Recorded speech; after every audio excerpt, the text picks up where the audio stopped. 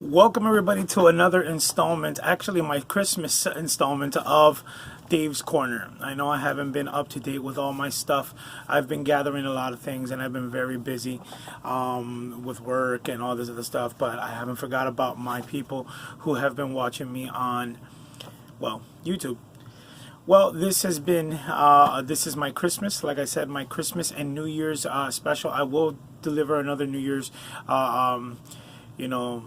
video, but for now this is my Christmas one. So Merry Christmas. You like my shirt? Oh, hi Santa. So yes, without further ado, I want to get right into it. So I've been collecting a lot of information throughout the month of the late month of November, which was Thanksgiving and Christmas, and now we're heading toward New Year's.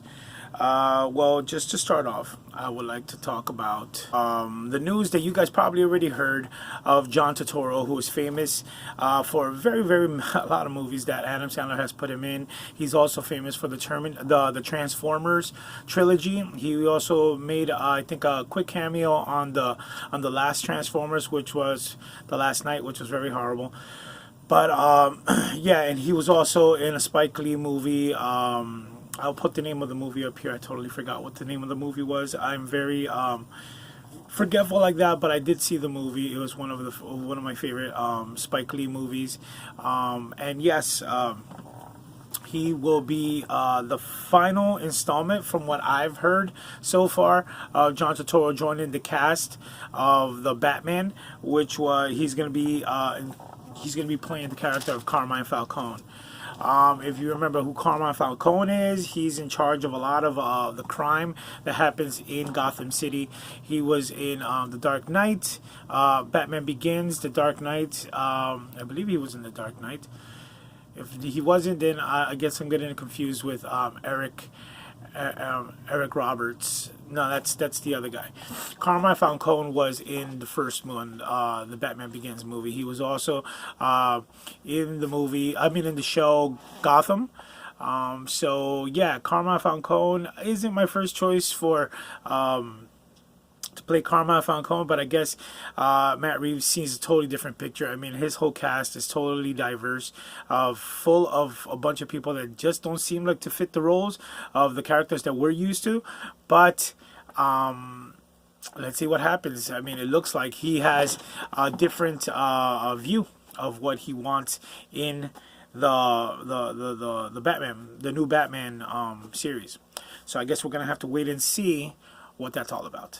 Moving on, Black Adam. Black Adam, we have gotten a taste of what the Black Adam suit is going to look like, and what he's going to be, Dwayne Johnson is going to bring to the table.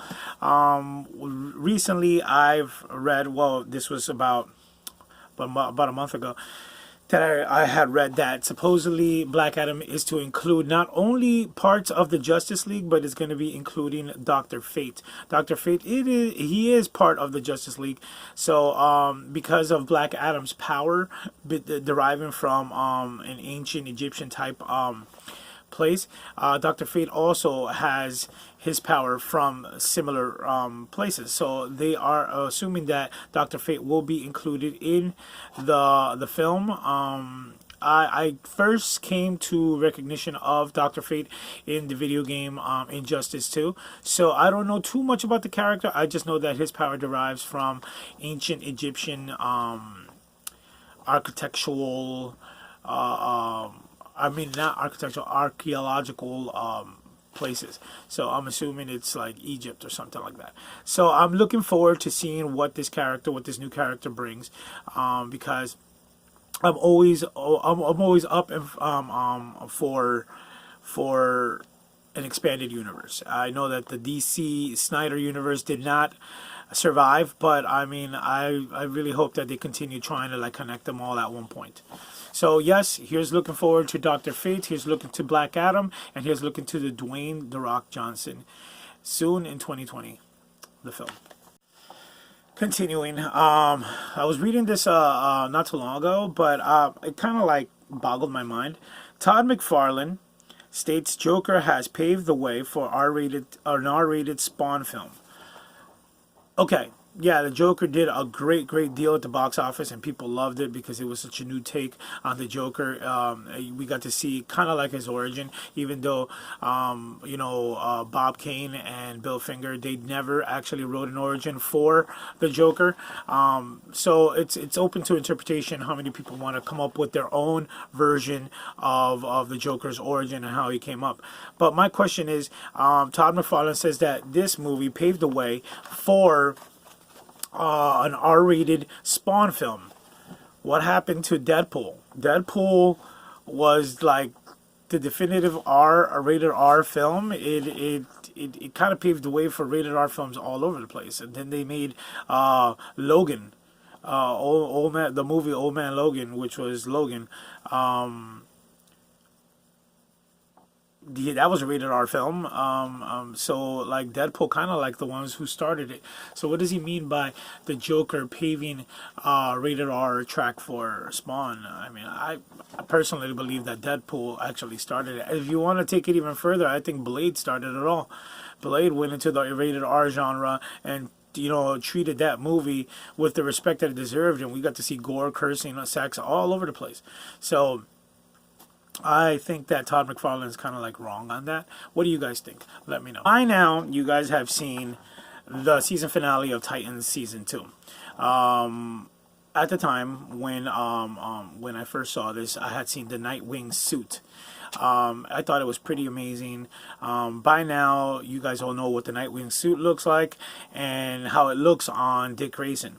I want to know what you guys thought of the way it looked, and when they went up against, or when he went up against Deathstroke. What did you guys think? One thing that I didn't really like was the girl. I forgot her name. I'm sorry, I haven't actually caught up with the whole Titans season 2 yet, so I will be catching up with it. But I believe it was supposed to be Deathstroke's daughter. She kind of looked kind of silly with that big old helmet that she had on her head and her hair coming out. I don't know. To me, it looked kind of silly. But what I took out of Nightwing's suit was amazing. I thought it was really cool. It's kind of like going into the world of Joel Schumacher's Batman suits and Dick Grayson back then, Batman and Robin and Batman Forever.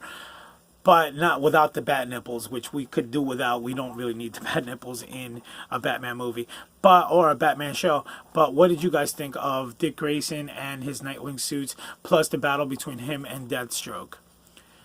Let me know. Right now, we are familiar with the Disney Plus network, which launched in November. And we have pretty much seen or caught up with The Mandalorian. Now, one of my original questions was, what did you guys think about Baby Yoda? But by this point, we already know what people think about Baby Yoda. He's the cutest thing that has ever came out of the Star Wars universe. My question is to you guys. Let me know what you guys think. What is his purpose and who is he? Besides being the cutest little thing in the world. Is he a reincarnation of Yoda? Is he the new leader? Is he, being that this movie takes place after, I believe it was Revenge of the Sith? Was it Revenge of the Sith? I'm assuming it was no, not Revenge of the Sith, I'm sorry. Return of the Jedi. It's one of those two. I'll let you guys know up here how it's 5 years after one of those two. What is Yoda's purpose? I'm assuming it's after Return of the Jedi, because then comes a few years later The Force Awakens, so it's 5 years I think after Return of the Jedi. So I think maybe in future installments, being that I just saw Rise of Skywalker like a week ago, maybe in the future installments of Disney Adventures, because Disney is planning on making a whole new trilogy, not to have anything to do with the Skywalker saga. They want to do their own spin-off thing. So I'm assuming that The Mandalorian or Baby Yoda is eventually going to come into it. As long as they connect the universes. I mean, is the Disney Plus universe separate from the films? I don't know. That's the question. You let me know what you guys think on here. Back in the 80s, there was a popular movie that came out starring Warwick Davis, Val Kilmer, in this epic adventure called Willow. Warwick Davis is also known for being in Star Wars Return of the Jedi. He played one of the youngest Ewok. But like you never really see Warwick Davis. He was also famous for playing the Leprechaun. He's been in the Harry Potter movies. He's been in a crap load of movies. Now my question is, well, not my question, but I just read that supposedly Disney Plus after acquiring the Fox, excuse me, Fox's array of different series and movies and all that stuff, they are doing Willow as a TV series. Will it have Warwick Davis? Is Val Kilmer coming back? My question is will it live to the original 80s film? Because to me the 80s film was a very, very good movie. I must have seen that movie a million times. So I don't know. Disney Plus is doing a lot of different things. From what I understand, they're doing a new Home Alone, which already have the people that they want to star into it. They're starting a whole new series for the Diary of a Wimpy Kid. But like honestly, Willow to me is something very, very partial. Same thing as Home Alone. So Disney better do it right. It's not. I'm really hoping they don't do it just for the cash grab. It's pitiful when people do that. At least respect the material. So I guess you guys let me know what you guys think of the whole Willow, reboot or TV series.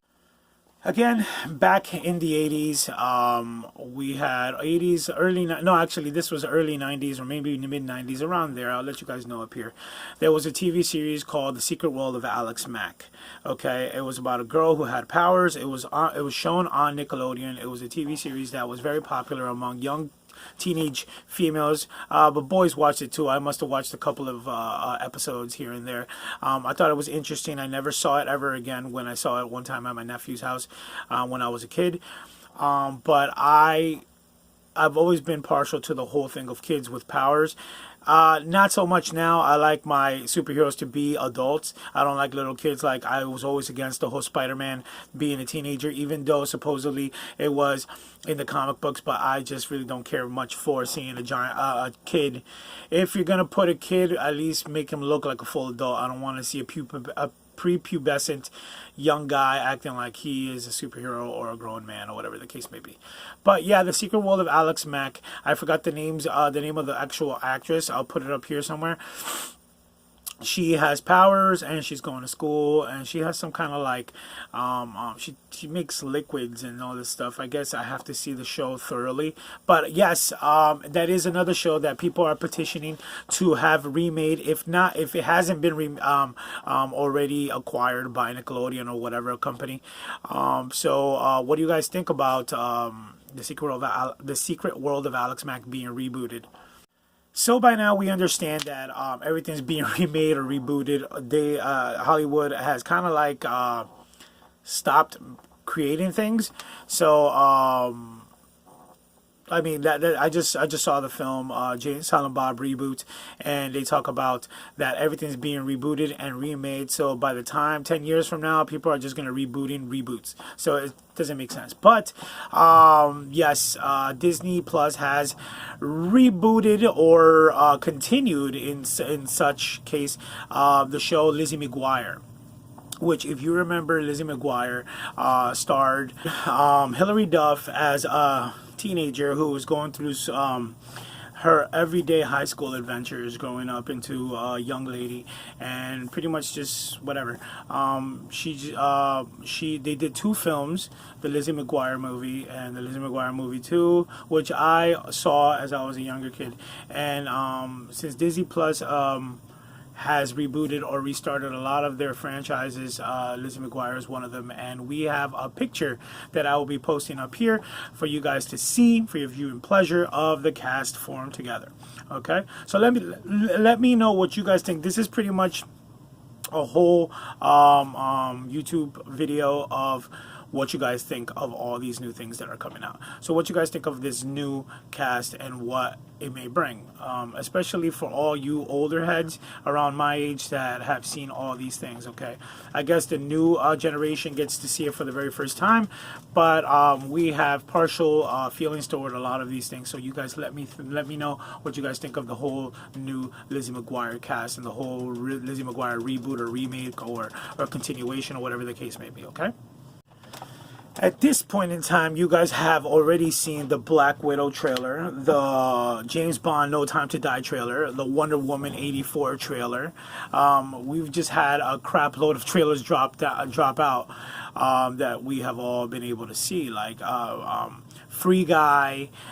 It's just a whole bunch of things. So what do you guys think about half of these trailers? I mean, Black Widow is supposed to happen between Civil War and the next entry in the series. So Black Widow is between there. So what do you guys think about the Black Widow trailer? What do you guys think about the last Daniel Craig the last Daniel Craig led James Bond film, and who do you think might be the next James Bond in the near future?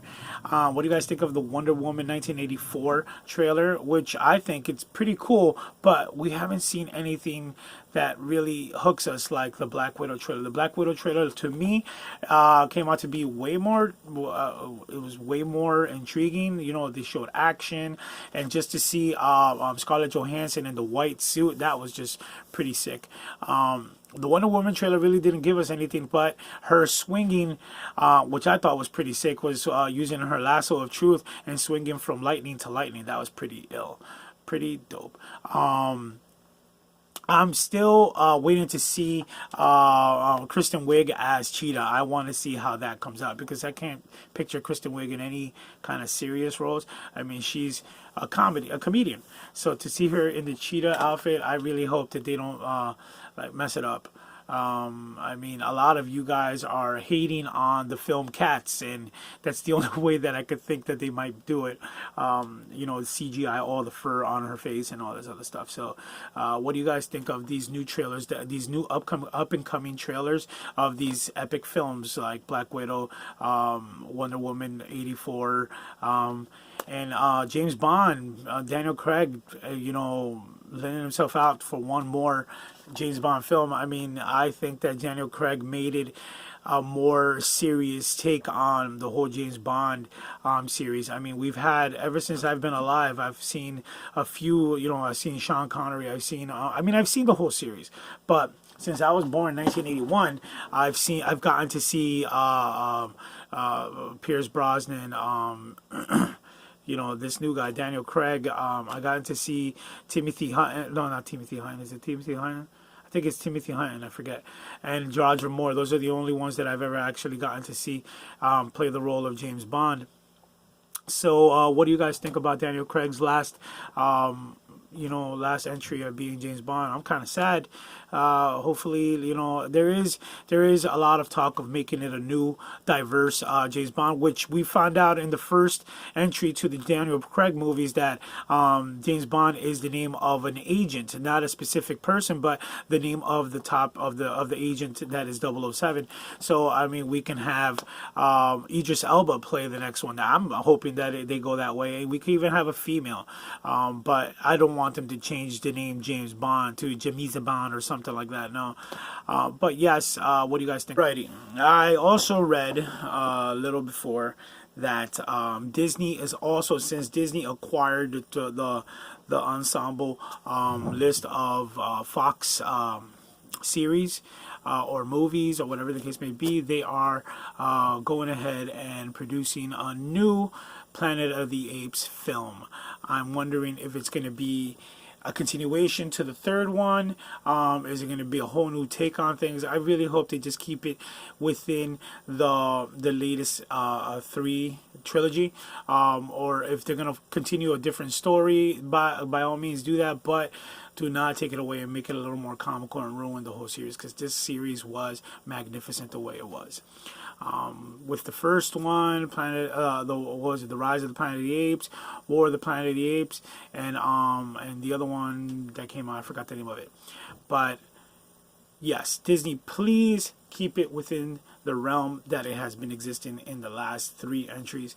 What do you guys think? Let me know. Ever since the DC Snyder Universe canned or fell apart, a lot of the DC properties that were already made have been either brushed off, changed around. Warner Brothers had to redo everything. But one of the things that everybody has been talking about is that Henry Cavill says that he's still down to play or portray Clark Kent and Superman. So what we're wondering, are they making a Man of Steel 2 film?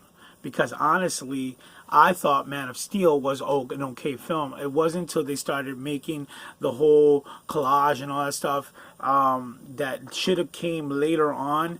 That's when they started making mistakes and messing up things. I like the whole dark universe that that DC was taking their characters, and they didn't have to copy Marvel to the T, because Marvel had their own gags and gimmicks and going for little kids and all that stuff.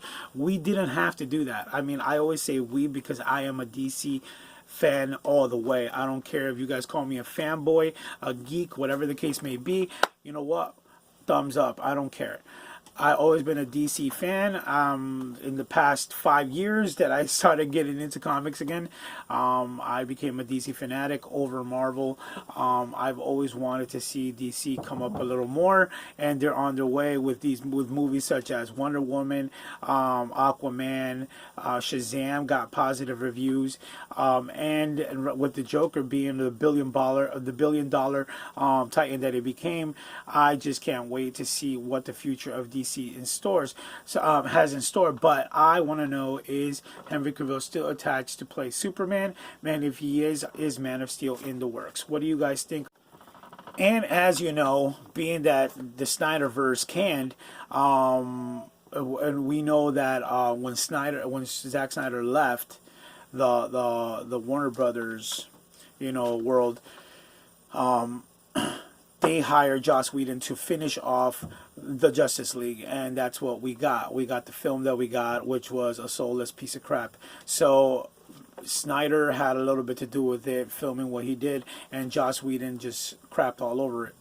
But Zack Snyder has been talking about that.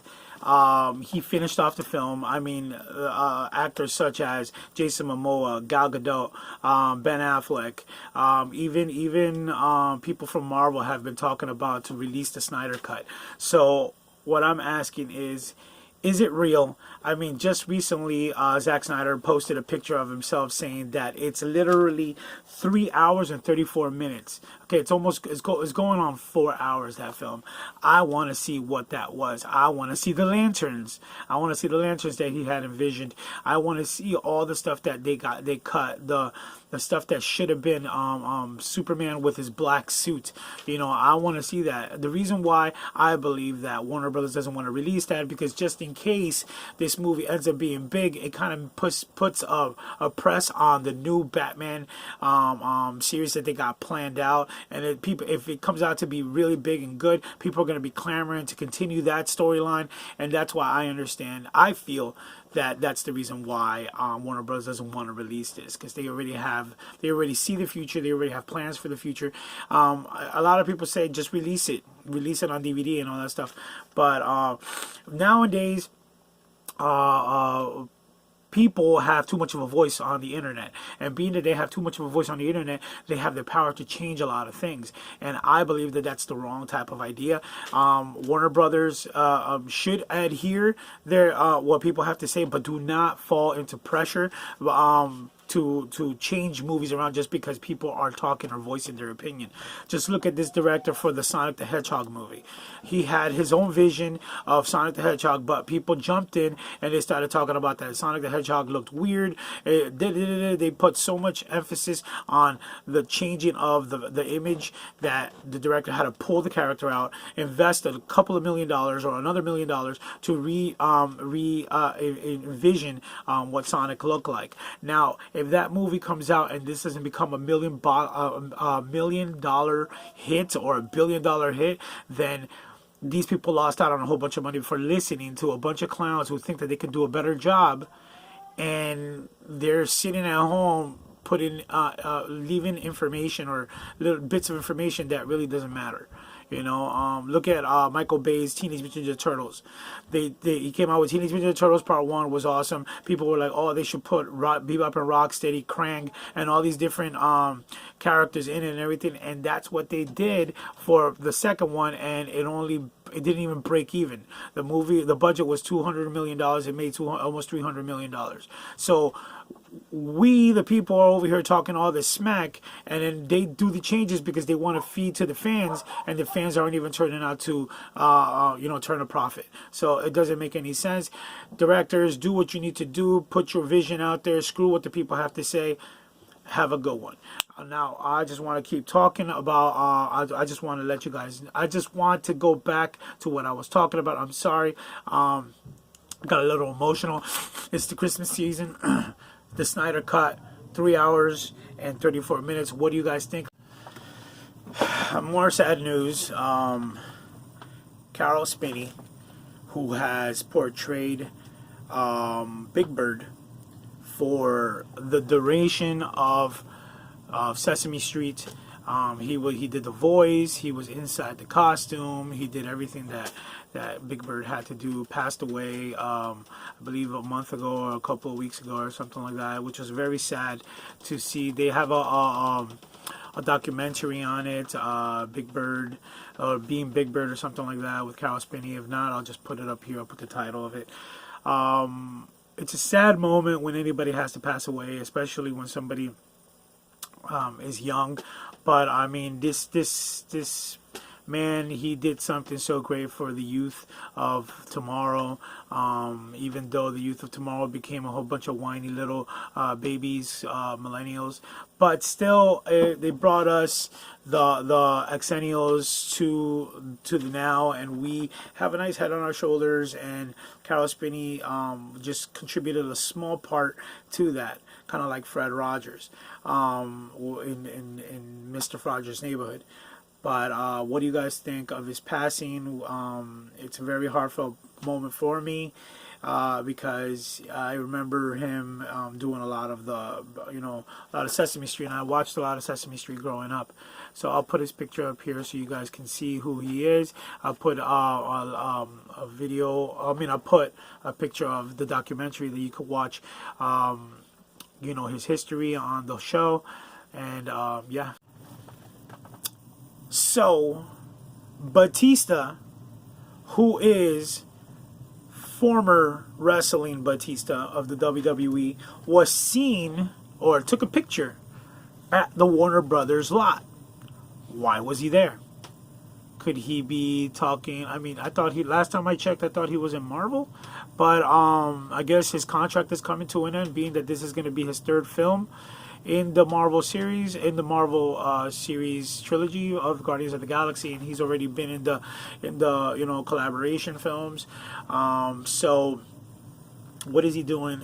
I guess he's looking forward to being in another superhero character in the Warner Brothers lot. Maybe he's looking to do another film that isn't, but is under the Warner Brothers logo.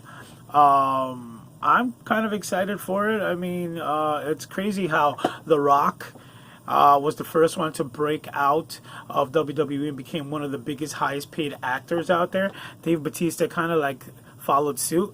John Cena is like on his way, even though John Cena needs to take some acting lessons because his acting isn't up to par. I mean, with his comedies are okay, but when he tries to act serious or tries to get into other roles like Bumblebee, I'm sorry, the movie was amazing, but John Cena's acting was horrendous. So I'm just looking forward to seeing. I mean, he's going to be in the new Fast and the Furious film, Fast and the Furious 9. So I want to know how that's going to be, and is he going to be something pivotal? Hopefully not. I just hope that he got acting lessons for that, because I mean, I guess The Rock, when he first started, was similar. He had The Rundown, which was a good movie, but Doom was horrendous. He had a bunch of movies that were kind of. I honestly thought, after I saw Escape from Witch Mountain, I thought that was it. Tooth Fairy, no. He had a string of movies that were just flops. And then all of a sudden, The Rock decided to get his stuff together, and then he did a series of movies following that: Snitch, Pain and Gain, The Fast and the Furious, which was the first one that he was in. It was G.I. Joe Retaliation, and from that point on, his career just blew up. Hercules went from there, and now he's one of the highest paid actors ever. So I'm wondering if John Cena is going to follow suit and is going to be good, but I digress. I'm sorry. Batista, what is he doing in Warner Brothers? I'm itching to know, what is he gonna be doing next. For all you WWE fans, by now you guys have seen the video, have heard the news. CM Punk is somewhat back in the WWE. He's in this series, this radio talk show thing. I'll put the name of the show here. If you've seen the video of him, it was Paige, Renee, and another one of the co-hosts, and they're talking, and then all of a sudden Renee says, "We have a surprise." You hear CM Punk's music. Paige starts thinking that this is a joke, and then all of a sudden CM Punk comes out, and he says his phrase, or whatever the case may be. I was never, at this point in time when CM Punk was in the WWE, I had kind of fallen out. I fell out of WWE after I graduated high school, when The Rock and Steve Austin and all those other wrestlers started to leave. I kind of fell off. I've only been back on the WWE, watching the WWE for 5 years, so I'm still kind of fairly new to the game. I missed a part of, after the Attitude Era finished, I kind of stepped away, and that's when CM Punk came into be, and a lot of people loved him, and I know that he has a big history, especially the pipe bomb situation with him breaking kayfabe, and he said some stuff that he shouldn't have said, and then he left. He went to the fight in UFC. I saw his documentary, which from what I understand, he didn't do so good. I saw a couple of his fights, which were, I mean, I'm not a big UFC fanatic, so I wouldn't know what's good and what's bad, but I could see that he was still a beginner. So for him to come back in the WWE, this is the place that he needs to be, for the simple fact that it's where he spent most of his training, spent most of his stuff. You know, he's a wild card here. He's a superstar, kind of like Ronda Rousey. Ronda Rousey got knocked out, and now for her to go back into the UFC, it's kind of like, yeah, she will always be, top dog when it comes to the women's and all that stuff. But it's time, her that era is done for her. So she came to the WWE, and she's been a success on there. Right now, she stepped away because she's, as she says, making baby season. But I'm pretty sure she's not done. So I think we'll see her again. So yeah, that's what. That's the whole thing with CM Punk. I'm wondering, what is he doing? Is he just going to be an announcer? What did he do to get pardoned with Vince McMahon? Where is the future of CM Punk? Is he coming back to in-ring wrestling? Most likely, hopefully, I get to see him in action sometime soon. If not, then I guess I'll watch it on the WWE Network. And this has been another Dave's Corner. I'm Dave D. Saint for my Christmas episode of Dave's Corner. Stay tuned. This is only part 1 of Dave's Corner. I will be doing part 2, which will be my movie reviews for the past month. I'm sorry, I've fallen behind. But yes, by the time that I air this episode, it will be a little over, probably a few days after Christmas. But we're going into New Year's. We're starting fresh, 2020. I'll be bringing a whole bunch of new content. So just stay tuned.